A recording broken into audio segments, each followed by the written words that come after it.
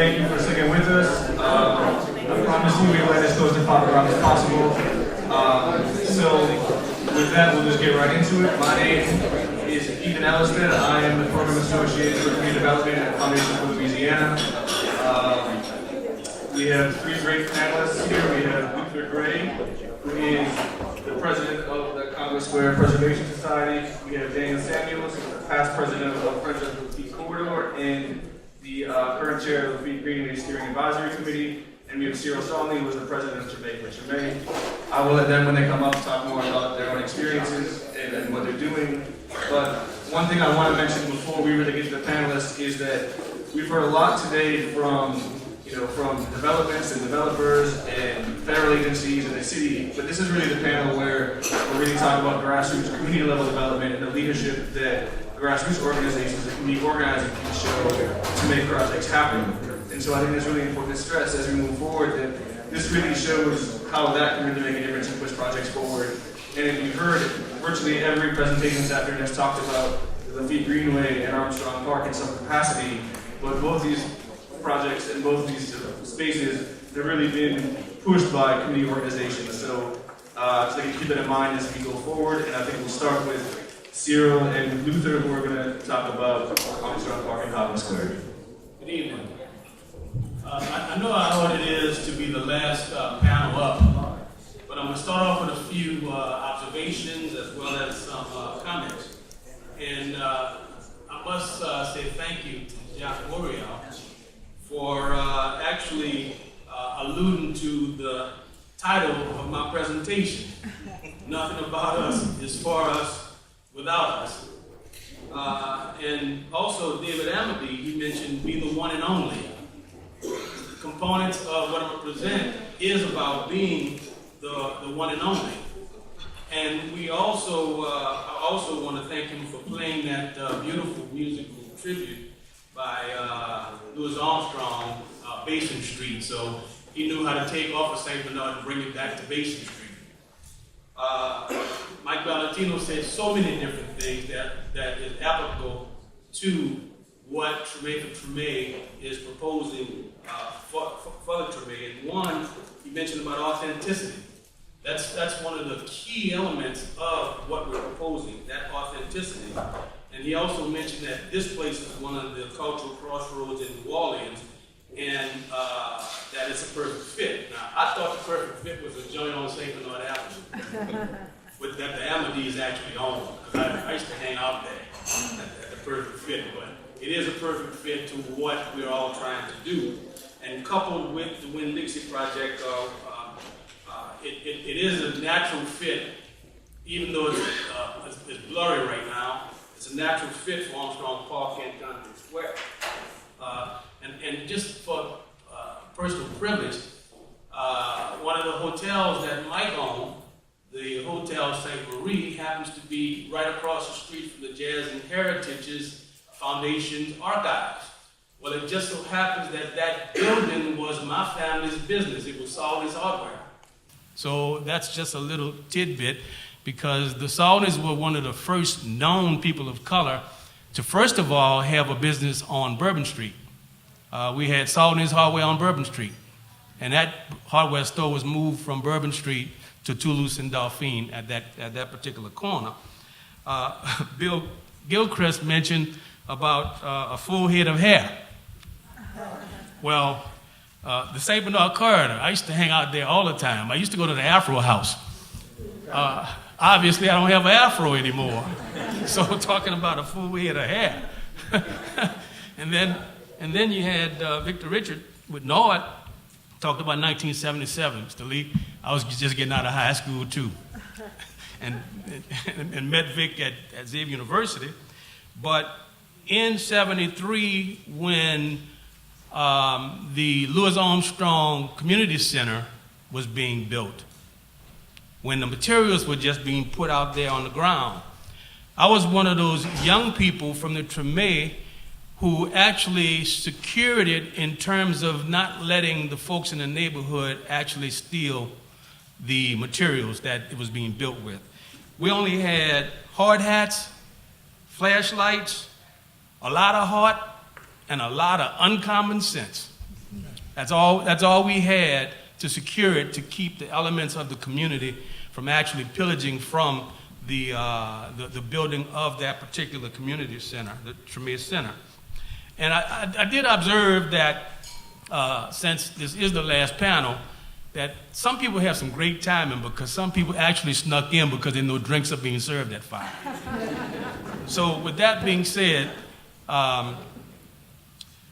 I'd like to thank the Jazz and Heritage Foundation for actually having this particular symposium.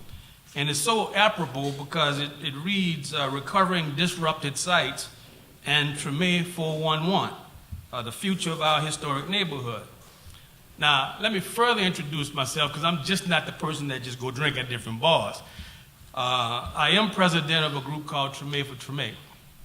I was born and raised and reared and still reside in the Treme. I actually was born in the footprint of Armstrong Park on Murray Street. My family lived on Murray. We were blessed. We one of the blessed families to be able to move only 4 blocks away on St. Philip Street. I was a lion at Joseph A. Craig. I was a crusader at Andrew J. Bell. And I was a Ron Eagle at McDonough 35 to show you how walkable this community once was. Now, for Treme, who I represent today, we are a not-for-profit community organization that's based in Treme. We were founded to particularly advocate for what we call an asset-based approach to sustaining the historic Treme and its residents. We were created to identify those key assets within Treme and step forward and take responsibility for our own future by building upon those assets. Now, the goal is to design the future for the Treme, and you're going to hear me talk about the Treme a lot, and create that future. Treme for Treme, we facilitated and developed a strategic plan to help energize the Treme. We operate off of 4 very, very simple goals. And the first goal is to retain its indigenous people. What is the Treme without its indigenous people? The second goal is to keep live music and its culture alive in the Treme. The third goal is to foster both community and economic development. And fourthly, is to do those things in a great spirit of joy and celebration, which means let's just have a good damn time doing it. So that's the goals of Treme for Treme. Now, we operate, and we've heard all of these words throughout the presentations today. We operate off of 4 principles, because we not only Treme, F-O-R, Treme for Treme, we're also Treme, the number 4 Treme, which represents the 4 spirits that we operate from: the spirit of community, the spirit of culture, the spirit of collaboration, and the spirit of commitment. Now, who makes up Treme for Treme? We have blacks and whites, men and women, young, middle-aged, and old are seasoned, business people, homeowners and renters, gays and straights, musicians, drummers, second-liners, Mardi Gras Indians, historians of our own culture. Most of us have deep roots in the Treme that go back many generations. We share a deep love of place, and we are Treme, and we are for Treme. Now, in our strategic plan, we came up with 6 hardcore topics. One was Armstrong Park, Congo Square. Arts and culture is the second. Housing, tourism, the Claiborne Avenue corridor, building wealth for the people of the Treme. We've heard many presentations today. Most of the presentations, if not all, actually lend itself to some of the goals of Treme for Treme. Now, as it relates to recovering disrupted sites, The Treme has been disrupted long, long, long before Katrina. It was disrupted several times. What we were used to in Treme, even as a young person as myself, was that shared love of place as a social capital. Live music was everywhere, a vibrant street culture, families and extended families, culture of food, tradition of crafts, but there were deep wounds as a result of public policy. Now, what are those things? I-10, there's a deep wound there. The Cultural Center, which was supposed to be in where Armstrong Park is right now. Armstrong Park was an afterthought. It resulted in the destruction of businesses and homes and the uprooting, displacement, and separation of families. Now it's our turn to plan our future for the Treme. Now, one of the key elements that I'm going to present to you today and just share with others is that when we looked at Armstrong Park, as part of our strategic plan, we actually had on our list a permanent band pavilion in Armstrong Park. Just 2 weeks ago, we actually presented the concept of putting a permanent bandstand in Armstrong Park. You will also hear from Treme for Treme that we're looking at doing a rentable commercial kitchen in the Treme. You will also see that we will talk about creation of economic development corporation in and around the Treme. The establishment of a tourism district, promotion of local businesses, rezoning of the Treme to allow commercial uses in corner buildings, support of arts and culture. And you all will also hear that we will be having symposiums just like this to deal with Treme, both scripted and unscripted. So there's a lot of things that we're doing, but I'm only going to talk about the permanent band pavilion for a second before my time is up, because it is an integral part of our strategic plan. We reached out to a foundation. More specifically, we reached out to the Mortimer Levitt Foundation, who specialize in developing venues to provide outdoor music throughout the country, free of charge, for all to enjoy. We invited the executive director to experience New Orleans and the Treme. She took us up on our invitation. She experienced the city of New Orleans. She experienced the Treme and immersed herself into it. She saw our great community assets, and she fell in love with Armstrong Park. We presented the concept. The executive director was very impressed, and she expressed her sincere appreciation for making her visit to New Orleans such a memorable experience. And in her own words, she said, "I am blown away by your city, and I look forward to making Levitt Pavilion, New Orleans, and Armstrong Park a reality." But I'm going to leave you with 5 other things. Can you imagine creating a vibrant public space that anchors the Treme? Can you imagine an Armstrong Park overflowing with families and filled with multicultural music and a state-of-the-art band shell? Can you imagine a venue that beckons the entire community to come, relax, and savor the sense of place? Can you imagine unique programming that reflects the culture, heritage of the city of New Orleans and the Treme?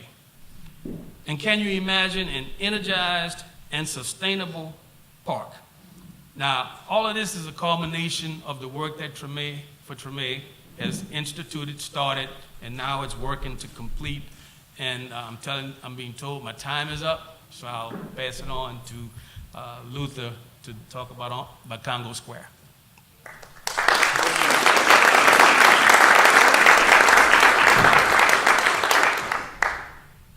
Thanks, Cyril. And I want to thank the Jazz and Heritage Foundation for inviting me to be part of the symposium. The Congo Square Preservation Society began in 1989 as the Congo Square Foundation.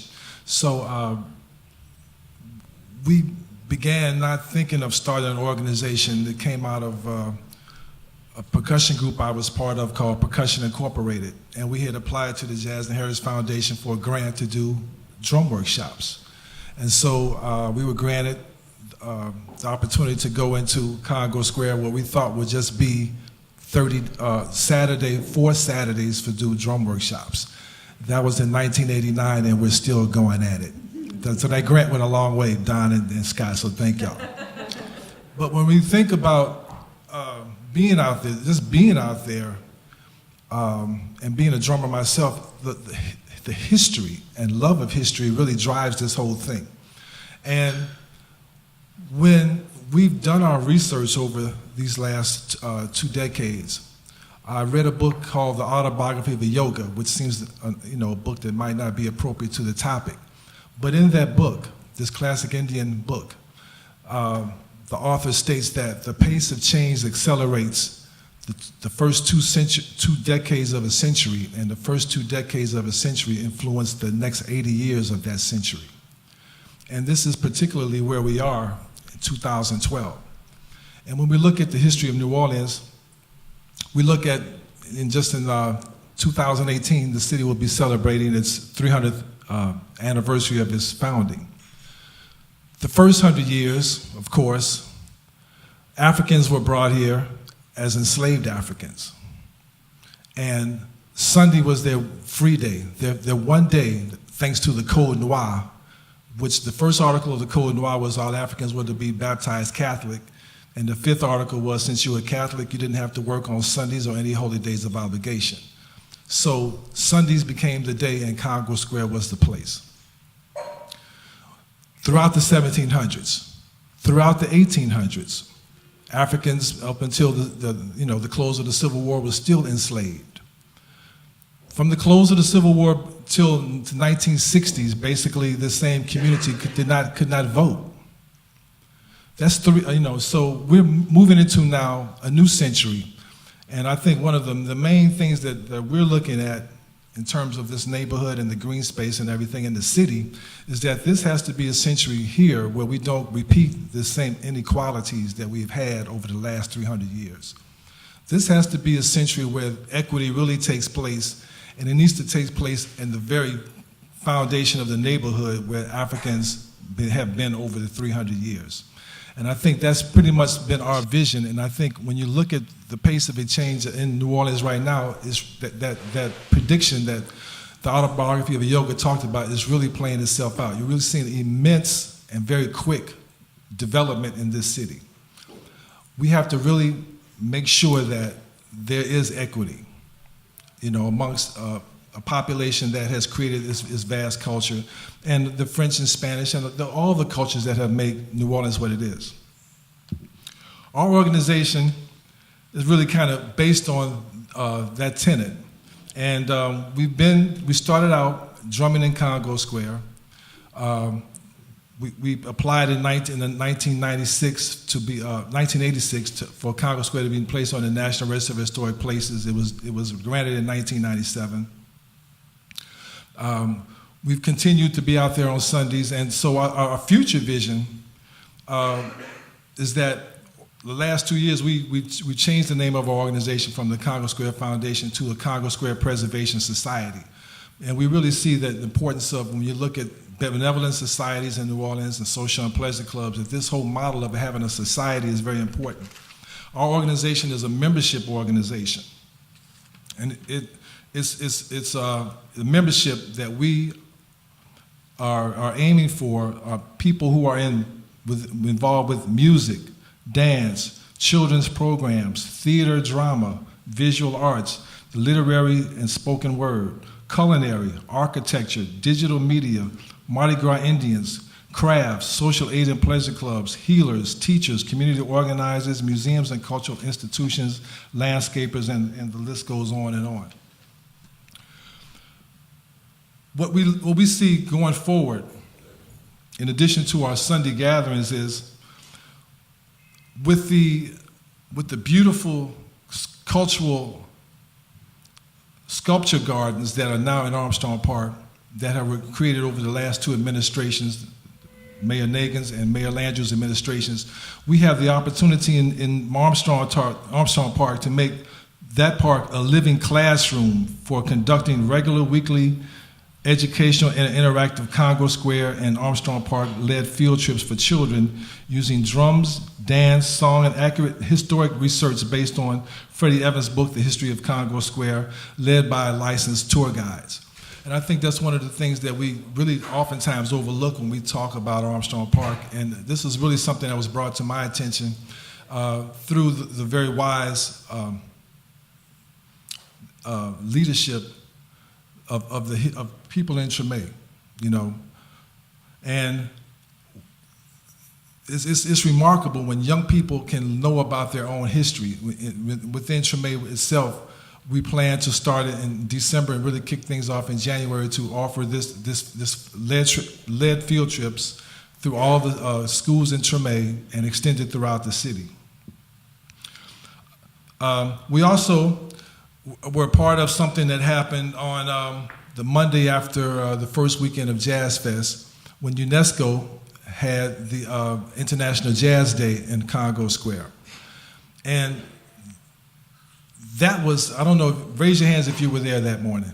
I don't know if many of you were aware of that. But what happened that morning at 6:30 in the morning, Herbie Hancock led a program. Now, I think leading up to that program, he went to Paris, South Africa, Brazil, New York, and of course, he was in New Orleans on that day. And what happened that morning was they had hooked up a live connection between South Africa, Brazil, Paris, and New Orleans, and I think at 7:10, Herbie Hancock played Watermelon Man with students he had taught in those 4 locations. So we really saw at that event how powerful digital media can play in terms of Armstrong Park, in terms of the Municipal Auditorium, in terms of Treme. And the reason why it's so important is that, like I said before, New Orleans has influenced world culture 3 times, and it was always this first 2 decades of a century. So here we have the opportunity once again to share what we know and what we've experienced here in New Orleans through Hurricane Katrina and what we're facing going forward. We can share it now with the whole world, particularly throughout the African diaspora. On our website, we really have really major contacts with people throughout Africa and the Caribbean. So we really think that's really an important thing to go forward. We also know the importance of partnerships. And we've always partnered with the Jazz and Heritage Foundation. Without them, we probably wouldn't even had an organization. We're partnering with Treme for Treme. We're partnering with the National Park Service. Of course, we're partnering with the city of New Orleans, and we're open to partnerships with all organizations who have like-minded missions of how we can work together to bring the whole community together in equity. And as part of this, what we're embarking on, in 1990, Percussion Incorporated released a CD called Congo Square. And we're working on a follow-up to that called A Legacy of Congo Square. And what we're planning to do is every 2 years to release new music out of Congo Square. So our next one, we hope to release it within in the year 2013, and then we'll do the one every 2 years leading from that point on. So these are just some of the things that we're looking forward to working on in the future. So welcome for any questions later. Thank you.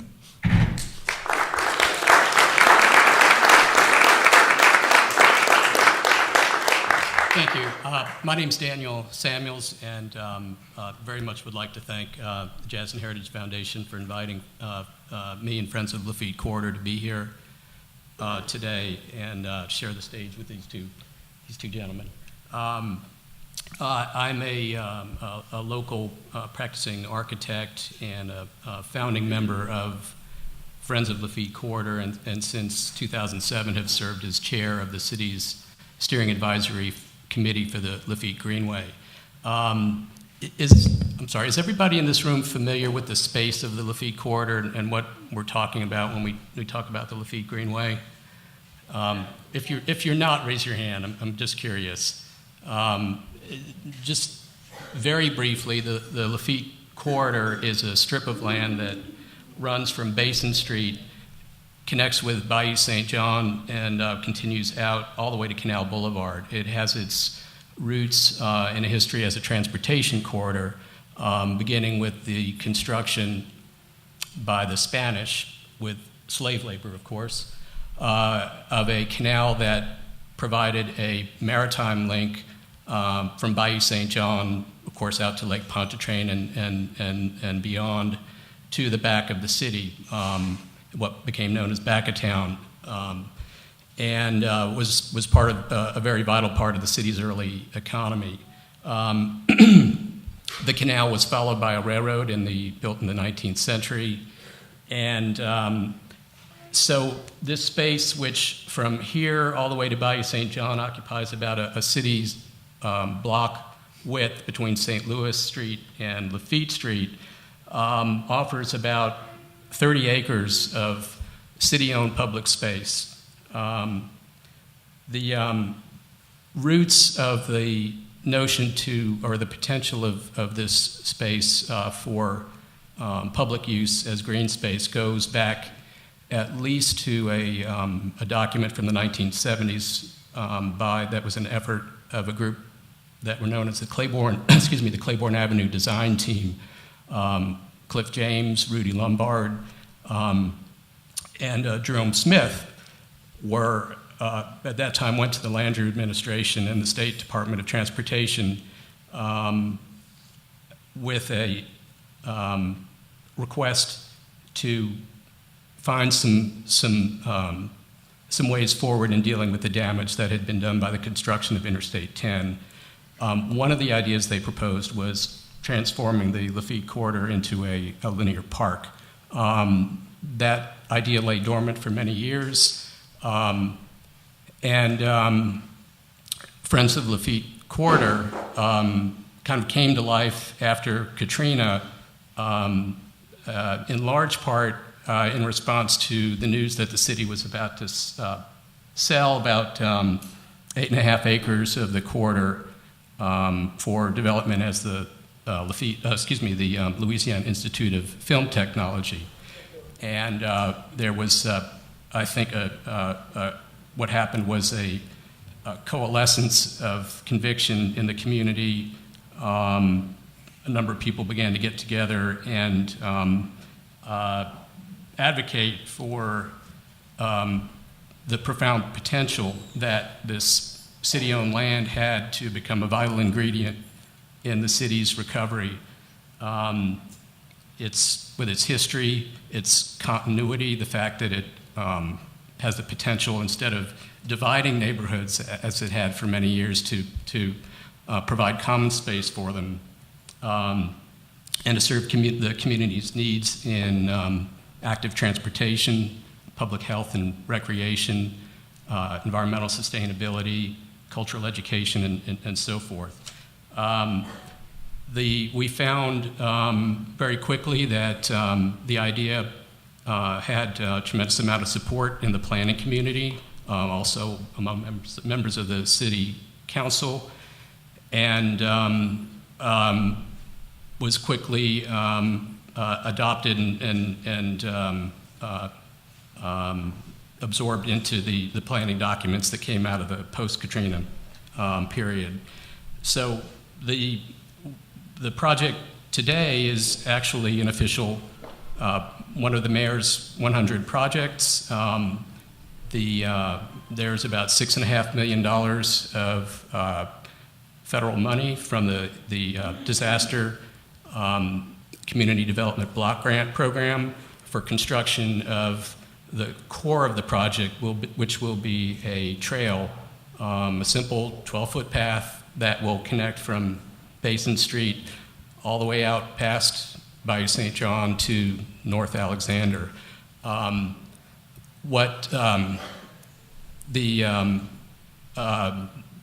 city hired a planning team, design workshop based in Austin and Aspen, who over the course of the last 2 years have led a very robust public planning process.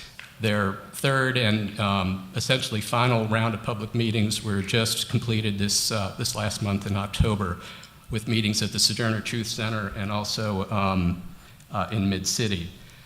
The schedule, as we understand it, looks forward to breaking ground probably about a year from now, next October.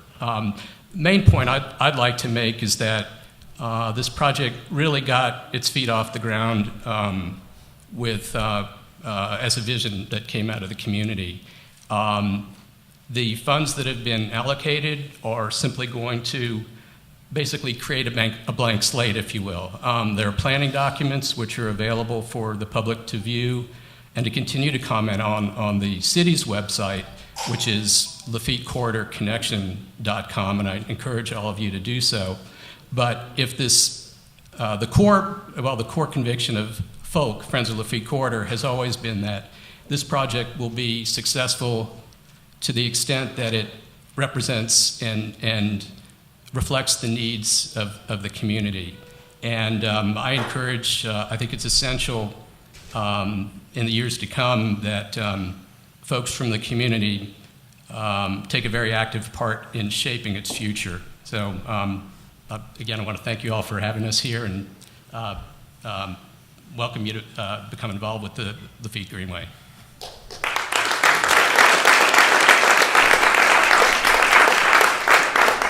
So I would like to thank you three for coming here and being the last panelists. I know it's difficult, but I do have a question I would like to ask and then open up to the floor for a couple questions. I see the band setting up behind me, so I'm well aware that the time is ticking. But one thing that I've always thought about when you look at Armstrong Park and of course possibly the Greenway connecting is very much the connection of inclusiveness and sort of accessibility, where the way Armstrong Park is currently set up is that the gate is to the front on the French Quarter side, and the back is parking lots, and there's a fence surrounding it. And the way the Greenway is currently structured is that it may actually end before it actually gets to Armstrong Park. And it may end sort of on the other side of Basin Street. So my question to the panel is, if you could, what would your vision be to sort of opening up Armstrong Park and creating the Greenway, if that's in fact what you would like to see? How would you like to see that actually developed in, say there's, at this point, more money than there currently is? I won't say unlimited money, but greater assets. Well, from our perspective, coupled with the Greenway, coupled with the interstate coming down, is going to restore some of the traffic grids. It's going to restore some of the streets, which means it's going to restore some of the sidewalks. So that Greenway can somewhat be extended from wherever it ends into Armstrong Park on the Basin / Villery Street side. So I wouldn't see that as a problem. In fact, that's something that can be vetted to see how it would be done. That fence does create a problem. I mean, of course, you know the whole history of the fence, but even oftentimes when we're going out there to drum on Sundays, maybe the gates aren't open, or there are times when Mardi Gras comes, the city must rent the parking lot to a private company. You have to pay $20 to park, and they won't let you in the park, you know. So I think that definitely that park has to be opened up. If not taking down the fence, there need to be a lot more openings and entryways into the park from all four from the Treme side, all four sides of the park. Dennis? I don't have too much to add to that, but I guess just to reiterate the point that if people want this to be successful, they have to get out there and be part of the process, because after 6 years in the trenches, I can tell you there's a tremendous amount of just inertia. Change requires pressure. And if people want to see fences come down, they want to see connections made, you need to get involved. Thank you. So we have about 3 or 4 minutes left, so any questions from the floor? Feel free to step up to the mic. I just had a question. I'll project. For the Greenway, do you have any idea of how they're going to phase that project? You know, maybe are they starting more from the Bayou St. John? Are they starting more from down down here in the Treme area? Just curious. When we were first conceptualizing the project years ago, and personally, I always thought that it might be implemented and built in phases, but once the Landrieu administration came in, a strategic decision was made to build it as a piece, and I think Friends of Lafitte Corridor have always supported that concept and that approach once that decision was made. But again, what I want to emphasize is that the budget for construction, when the bulldozers leave, what you're going to see out there, it's going to be an improvement over what's there now. Instead of fallow fields, you're going to see stabilized soil and hopefully some native grasses and a trail, and that's it. So in terms of implementing the many ideas that have come out of the community for especially in this segment of the Greenway, particularly, there was a lot of interest in active recreation, ball fields. Many of you may know, for example, the Lehman Chargers, who play out here in Lehman Park. They need to be part of the future of this space. They'd like to see a real ball field out there. I think it's going to happen organically, but I know this is going to sound very populist again, but again, if folks don't get active in supporting and pushing for the needs that they see in their community, decisions are going to get made for them. So that's the point I'd like to make. Sure. As far as Treme is concerned, how many community organizations are in Treme, and are they working together? About 1 million. No. Actually, I don't really know how many there actually are, but the process of Treme for Treme was a very transparent one. We actually met with over 400 individuals, organizations, businesses, etc. And this strategic plan that we put together from the community was community created and community inspired.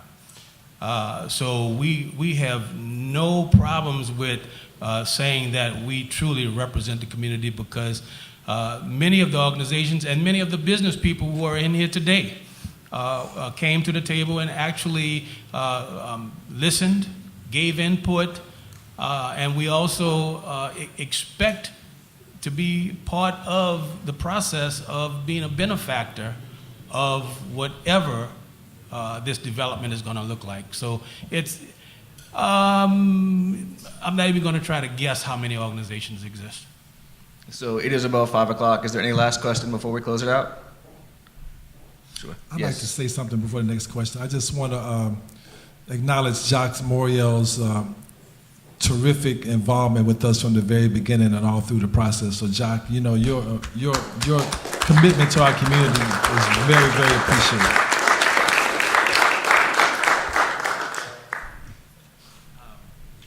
I wasn't going to bring it up, but there was one thing you said that I think was really important, and had a chance recently to go back and look at that study that's really buried but is at the heart of a lot of things. A 1976 study that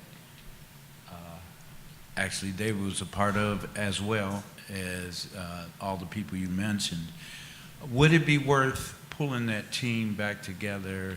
And I'm talking about collectively a number of organizations like right here, just to have a kind of reunion and discussion?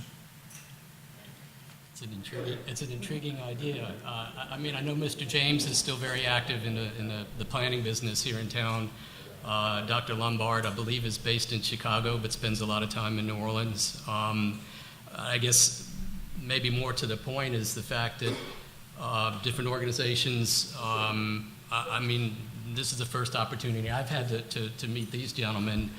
We often find ourselves, as much as we may complain about city departments working within silos, finding ourselves working in silos. So it's a really good point, and well taken.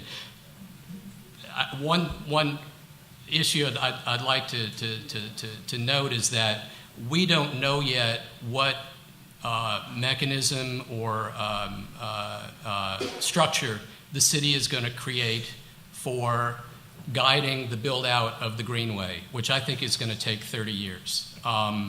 We don't know yet.